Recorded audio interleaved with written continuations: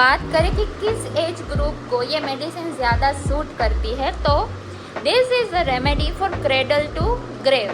मतलब कि क्रेडल मतलब जो बच्चा जिसमें सुलाते हम वो क्रेडल, और ग्रेव तो आपको बताइए जिसमें इंसान को बरी किया जाता है आफ्टर डेथ।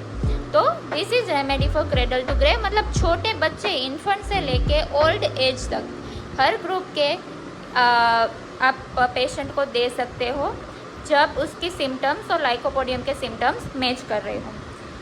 अगर हम बात करें ओल्ड एजेस की, तो फर्स्ट आता है इन्फेंट। अभी इन्फेंट में आपको कौन से सिम्टम्स दिखेंगे कि जैसे कि आप देख लें कि कोई बेबी है जो पूरी रात रोता है, पूरा दिन रोता है और रात को सोता है, ठीक है।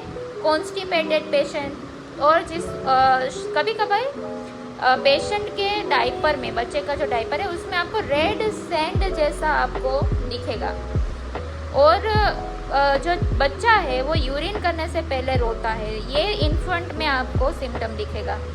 अगर चिल्ड्रन की हम बात करें तो चिल्ड्रन जनरली वीक, इमेशिएटेड, जिसका हेड तो वेल डेवलप होता है लेकिन उसका जो लोअर बॉडी है वो इमेशिएटेड या वो उतना डेवलप नहीं हुआ होता है, और जनरली रात में वो जगता है। जब उसको हंग्री, जब वो भूखा होता है तो वो रात को जगता है। फिर होते हैं दूसरे सिम्टम्स, आप देखो तो वो भी irritable, peevish, cross on waking, ugly, kick and scream, easily angered, can not endure opposition और कॉन्ट्राडिक्शन, सीक डिस्प्यूट और डिसाइड देमसेल्फ। थर्ड बात करें वुमेन की, तो women which are highly sensitive, अगर आप उनको थैंक यू बोलेंगे ना तो भी वो रोने लग जाएगी। That kind of sensitiveness they have. और रोती भी कैसे है कि आप उसको काम नहीं कर पाते, वो उस तरह से रोती है, पूरा दिन रोती है। और आप उसको देखोगे तो उनके जो वजाइना में ड्राइनेस, बर्निंग ड्यूरिंग कोइशन, आफ्टर कोइशन, वो चीज़ें आपको दिखाई देगी। और दूसरी, अगर आप तीसरी एक बहुत ही अच्छा सिम्टम है इसमें लाइकोपोडियम में, कि जो बच्चा जो होता है, जब फीमेल प्रेग्नेंट होती है तो वो बच्चा समरसॉल्ट कर रहा होता है, यानी कि वो जो पेट में गुलाटियाँ मार रहा होता है, ऐसा वुमेन को फील हो रहा होता है। That are predominant symptoms. अगर हम मैन की बात करें तो man are generally they are dread of man, they want solitude, they have also having a fear of being alone, irritable, melancholic, also greedy, miserly, malicious. That are the symptoms can be found, or mentally you can see this kind of symptoms in patient. अगर हम characteristic features के बारे में बात करें तो lycopodium right sided remedy है। Symptoms are goes from right to left side, okay. Then अगर चेस्ट में, रेस्पिरेटरी में बात करें तो pneumonia, right sided, fan like motion of alae nasi, जो मैंने आपको पहले ही बताया कि लेबरस ब्रीथिंग के कारण, फिर snuffles, stoppage of nose, breath through mouth.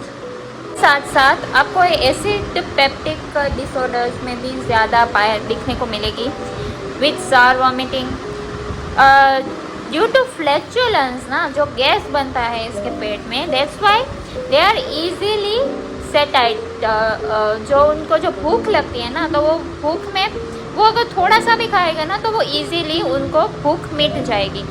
थोड़ा सा खाएंगे तो उनको ऐसा लगेगा कि उनके गले तक खाना पहुंच गया। Few mouth fills up to throat and fullness relieved by belching, ये बहुत ही अच्छा सिम्टम है लाइकोपोडियम का।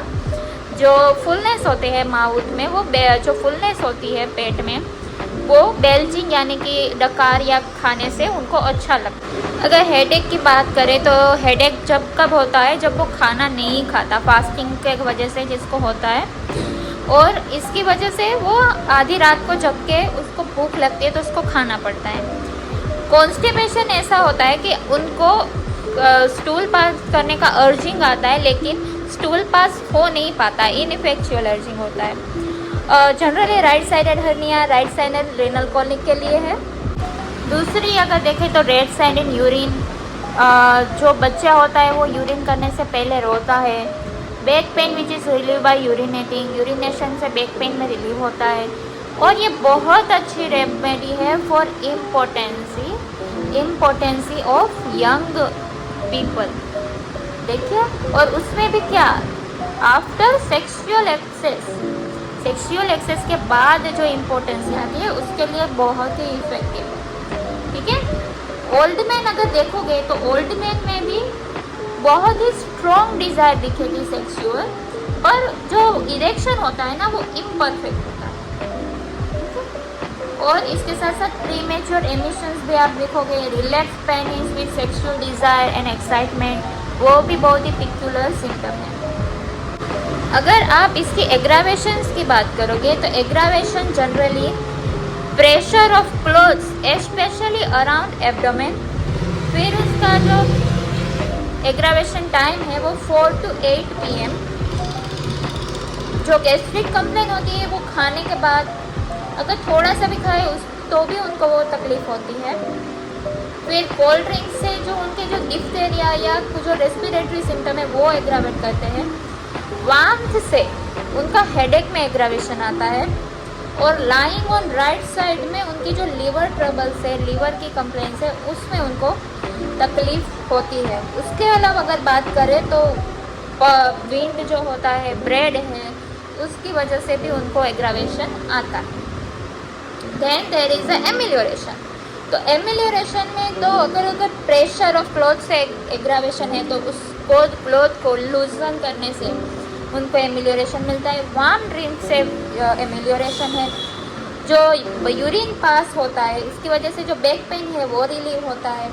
फिर जो रूमेटिज्म या कोई भी जॉइंट्स की कंप्लेन होती है वो कंप्लेन उनको डैम्प वेदर जो होता है, डैम्प वेदर, उसमें उनको रिलैक्स होता है।